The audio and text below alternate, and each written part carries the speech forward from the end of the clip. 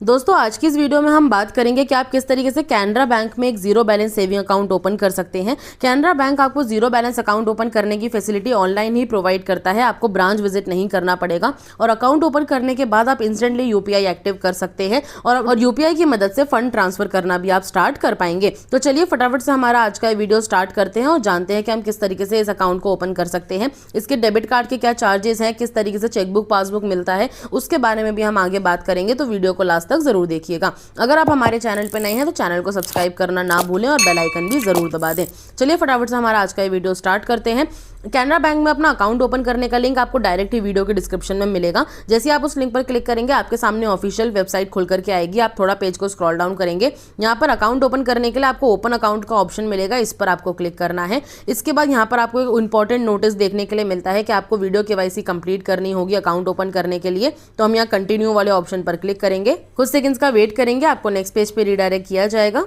आगे बढ़ने के बाद यहाँ पर आपको अपनी लैंग्वेज सेलेक्ट करने के लिए बोला जाएगा। आप हिंदी में आगे अपना प्रोसीजर देखना चाहते हैं, इंग्लिश में देखना चाहते हैं, आपको काफ़ी सारे ऑप्शंस मिल जाएंगे। हम यहाँ पर इंग्लिश सेलेक्ट करेंगे और नीचे डन वाले ऑप्शन पर क्लिक करेंगे। इसके बाद इस तरीके का इंटरफेस आपके सामने आएगा। यहाँ पर आपसे सबसे पहले आपका मोबाइल नंबर पूछा जाएगा जो कि आपके आधार कार्ड से लिंक होना चाहिए, इस बात का आपको ध्यान रखना है। और इसके बाद आप नीचे गेट ओटीपी वाले ऑप्शन पर क्लिक करेंगे। इसके बाद आपके आधार कार्ड से लिंक मोबाइल नंबर पर एक ओटीपी जाएगा, वो ओटीपी आप यहाँ पर फिल करके सबमिट ओटीपी पर क्लिक करेंगे। इसके बाद यहाँ पर आपसे आपके आधार कार्ड का नंबर पूछा जाएगा, आधार कार्ड नंबर आपको यहाँ पर एंटर करना है। इसके बाद आप पेज को स्क्रॉल डाउन करेंगे, नीचे आपको एक टिक बॉक्स देखने के लिए मिलेगा। टिक बॉक्स पर टिक करके आप गेट ओटीपी वाले ऑप्शन पर क्लिक करेंगे। इसके बाद आपके आधार कार्ड से लिंक मोबाइल नंबर पर एक ओटीपी कोड जाएगा, वो ओटीपी आप यहाँ पर फिल करके वेरीफाई ओटीपी पर क्लिक करेंगे। जैसे ही आपका ओटीपी कोड वेरीफाई हो जाएगा आपको पेज को थोड़ा स्क्रॉल डाउन करना है। यहाँ नीचे आपसे आपके पैन कार्ड का नंबर पूछा जाएगा, वो आप यहाँ पर एंटर करेंगे। यहाँ पर आपको अपना फर्स्ट नेम एंटर करना है, अगर आपका कोई मिडिल नेम है तो वो आप डाल सकते हैं, अदरवाइज आप इसे खाली छोड़ देंगे। और अपना लास्ट नेम यानी कि सरनेम आप यहाँ पर एंटर करेंगे। पेज को स्क्रॉल डाउन करेंगे तो यहाँ पर आपसे आपका फुल नेम पूछा जाएगा, जो आपके पैन कार्ड पर मौजूद हो वो आपको यहाँ पर डालना है। यहाँ पर आपको अपने फादर का नेम एंटर करना है जो आप ही के पैन कार्ड पर मौजूद होना चाहिए। साथ ही में यहाँ पर आप अपना डेट ऑफ बर्थ बताएंगे, ये भी आपके पैन कार्ड पर मौजूद होना चाहिए। इस कैलेंडर वाले ऑप्शन पर क्लिक करके आप अपना डेट ऑफ बर्थ सेलेक्ट करेंगे, नीचे टिक बॉक्स पर टिक करके वेरीफाई पैन पर क्लिक करेंगे। पैन कार्ड वेरीफाई होने के बाद आपको अपना यूआरएन नंबर यहाँ पर देखने के लिए मिल जाएगा, आप चाहें तो कहीं पर इसको लिख करके रख सकते हैं। नीचे आपको अपनी पर्सनल इन्फॉर्मेशन बतानी है। सबसे पहले आप टाइटल सेलेक्ट करेंगे, मिस, मिस्टर, मिसेस, जो भी आप टाइटल यूज करते हैं। आपका full name, date of birth और जेंडर आपको यहाँ देखने के लिए मिल जाएगा। आपको पेज को स्क्रॉल डाउन करना है, यहाँ पर आपको अपने फादर का नेम एंटर करना है। अगर आप मैरिड हैं तो आप अपने स्पाउस, हस्बैंड या वाइफ का नाम यहाँ एंटर कर सकते हैं। साथ ही में अपनी मदर का नेम आप यहाँ पर एंटर करेंगे। नीचे आपको अपना मैरिटल स्टेटस बताना है, आप सिंगल हैं, मैरिड हैं, डिवोर्स्ड हैं या विडो हैं। यहाँ पर आपको अपना एड्रेस टाइप बताना है, रेसिडेंशियल और बिजनेस, यानी कि आप जिस घर में रहते हैं उसी घर में आप रहते भी हैं और बिजनेस भी करते हैं, अपना काम भी करते हैं, तो आप इस ऑप्शन को सेलेक्ट करेंगे। रेसिडेंशियल यानी कि सिर्फ आप रहते हैं, जो आप एड्रेस आगे प्रोवाइड करने वाले हैं उस एड्रेस पर। आप बिजनेस करते हैं या फिर ऑफिस का एड्रेस आप देने वाले हैं तो हम यहाँ पर रेसिडेंशियल सेलेक्ट करेंगे। नीचे आपको अपना आधार कार्ड का एड्रेस देखने के लिए मिल जाएगा।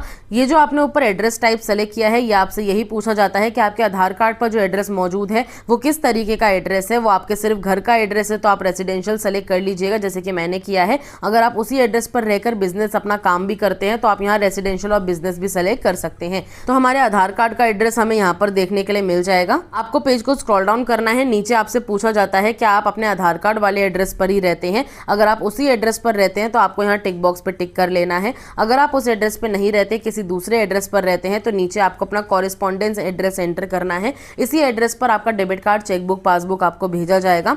तो एड्रेस लाइन 1, 2 में आप अपना कंप्लीट एड्रेस फिल करेंगे, लोकेलिटी एंटर करेंगे, स्टेट यहाँ पर एंटर करेंगे और पिन कोड वगैरह आप एंटर कर सकते हैं। मैं अपने आधार कार्ड वाले एड्रेस के साथ ही जाऊंगी तो हम इस टिक बॉक्स पर टिक करेंगे। पेज को स्क्रॉल डाउन करेंगे, नीचे आपको फटका डिक्लेरेशन फॉर्म देखने के लिए मिलेगा, इस टिक बॉक्स पर टिक करके आपको सेव पर क्लिक करना है। आगे बढ़ने के बाद यहाँ पर आपको अपना कस्टमर टाइप देखने के लिए मिलेगा जो कि इंडिविजुअल सेलेक्टेड है, इसे आप ऐसे ही रहने देंगे। कस्टमर प्रोफाइल में आपको सबसे पहले अपना एजुकेशन बताना है, आपने कितनी पढ़ाई करी है। यहाँ पर आप सेलेक्ट कर सकते हैं आप प्राइमरी स्कूल तक पढ़े हैं, यानी कि आपने सिर्फ 10 से नीचे पढ़ाई करी है। सेकेंडरी यानी 10th क्लास तक पढ़ाई करी है और 10 से ज्यादा पढ़ाई करी है 12वीं क्लास तक। अगर आप ग्रेजुएट हैं, पोस्ट ग्रेजुएट हैं, मेडिकल ग्रेजुएट हैं, मेडिकल पोस्ट ग्रेजुएट हैं, इंजीनियरिंग ग्रेजुएट हैं, ये आप अपने अकॉर्डिंग सेलेक्ट करेंगे। इसके बाद यहाँ पर आपको अपना एनुअल इनकम बताना है, यानी कि आप साल भर में कितनी अर्निंग कर लेते हैं। तो अगर आप सैलरीड या सेल्फ एम्प्लॉयड हैं तो आप अपने अकॉर्डिंग यहाँ पर एंटर कर सकते हैं आपकी जो भी मंथली इनकम हो। लेकिन अगर आप हाउसवाइफ, रिटायर्ड पर्सन या स्टूडेंट हैं तो यहाँ पर आप 1 से 50 50,000 रुपये तक की अर्निंग लिख सकते हैं। बाकी आप अपने अकॉर्डिंग यहाँ पर एंटर कर लीजिएगा। नीचे आपसे आपका प्रोफेशन पूछा जाएगा, इस पर क्लिक करेंगे। प्रोफेशन में आपको सेलेक्ट करना है, आप जॉब करते हैं तो सर्विस सेलेक्ट करिए, बिजनेस करते हैं तो बिजनेस, पेंशनर है यानी कि आपको पेंशन आती है तो आप पेंशनर सेलेक्ट कर सकते हैं। अगर आप हाउसवाइफ, स्टूडेंट या अनएम्प्लॉयड है तो अदर वाले ऑप्शन को सेलेक्ट कर सकते हैं। इसके बाद यहाँ पर आपसे आपका सब प्रोफेशन पूछा जाएगा, इस पर क्लिक करेंगे। सब प्रोफेशन में आपको अपना बताना है कि आप काम क्या करते हैं। आप कोई एजेंट है एनएनडी के, या फिर आप अकाउंट्स का काम करते हैं, आप आर्किटेक्ट हैं, या फिर आप क्राफ्टमैन हैं जो पेंटिंग्स वगैरह करते हैं, कोई आर्टिस्ट हैं, ऑथर, राइटर वगैरह है, कंसल्टेंट हैं। आपको बहुत सारे ऑप्शंस यहाँ मिल जाएंगे, ये आप अपने अकॉर्डिंग सेलेक्ट करेंगे। इसके बाद यहाँ पर आपको अपने ऑर्गेनाइजेशन का नाम एंटर करना है, यानी कि अपनी कंपनी नेम आप यहाँ पर एंटर करेंगे। या नीचे आपसे आपका सोर्स ऑफ इनकम पूछा जाएगा, यानी कि आपको किस तरीके से अर्निंग होती है। सोर्स ऑफ इनकम में आपको पहला ऑप्शन मिलता है हाउस प्रॉपर्टी या फिर रेंटल का, यानी कि आप रेंट पर कोई प्रॉपर्टी चढ़ाकर उससे अर्निंग करते हैं, बिजनेस प्रोफेशन से काम करते हैं, या इन्वेस्टमेंट करिए, या फिर आप अदर ऑप्शन भी सेलेक्ट कर सकते हैं। इसके बाद यहाँ पर आपको अपना रिलीजन बताना है, आप हिंदू, मुस्लिम, सिख, ईसाई, क्रिश्चियन, जैन जो भी हैं वो सेलेक्ट करेंगे।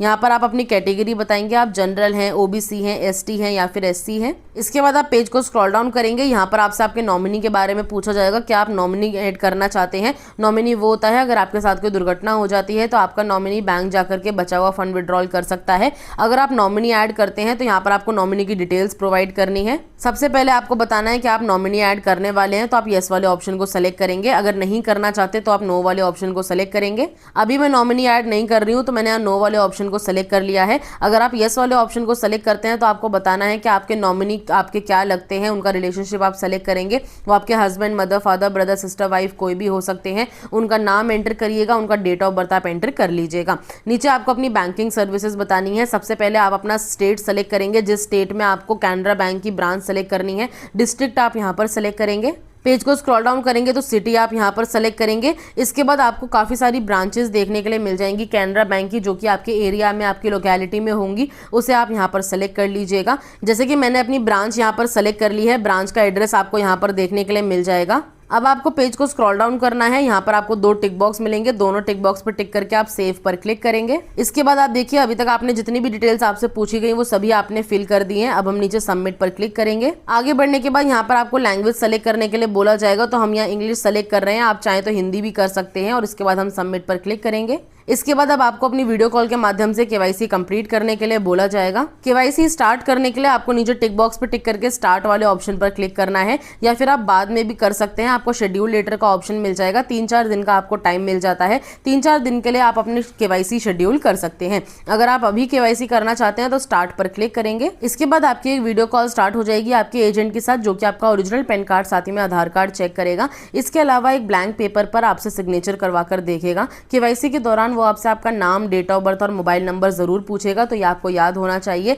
केवाईसी आपको एक शांत कमरे में बैठकर करनी है ताकि कोई भी आपको डिस्टर्ब ना करे और आपकी केवाईसी एक ही बार में कंप्लीट हो जाए। अगर आप अपनी केवाईसी को शेड्यूल करना चाहते हैं तो शेड्यूल लेटर वाले ऑप्शन पर क्लिक करेंगे। इसके बाद आपको यहाँ पर टाइम और डेट सेलेक्ट करने के लिए बोला जाएगा, तो यहाँ पर आप डेट सेलेक्ट कर लीजिएगा, जिस भी डेट को आप केवाईसी करना चाहते हैं। और नीचे आप टाइम सेलेक्ट कर सकते हैं, 4 बजे, 4 से 4:30 बजे, जो जिस भी टाइम पर आप फ्री होते हैं वो टाइम आप सेलेक्ट करेंगे और डन पर क्लिक करेंगे। जो भी आप डेट और टाइम सेलेक्ट करेंगे उसी डेट और टाइम पर आपके पास एक वीडियो केवाईसी के लिए लिंक आएगा, उस पर क्लिक करके आप अपनी केवाईसी कंप्लीट कर सकते हैं। केवाईसी कंप्लीट करने के बाद आपको प्ले स्टोर पर जाना है। प्ले स्टोर पर आपको ये एप्लीकेशन देखने के लिए मिलेगा। इस एप्लीकेशन को आप डाउनलोड करेंगे। डाउनलोड करने के बाद अपने मोबाइल नंबर से लॉगिन करेंगे। इसी एप्लीकेशन की मदद से आप अपने अकाउंट को मैनेज कर सकते हैं और अपने अकाउंट में आप फंड ट्रांसफर कर सकते हैं। साथ ही में स्कैन एंड पे करके आप किसी दूसरे को भी पैसे ट्रांसफर कर सकते हैं। इसी एप्लीकेशन में आपको अपने अकाउंट की डिटेल्स के साथ साथ आपका डेबिट कार्ड भी मिल जाएगा, वर्चुअल डेबिट कार्ड, जो आपको फ्री ऑफ कॉस्ट मिलता है।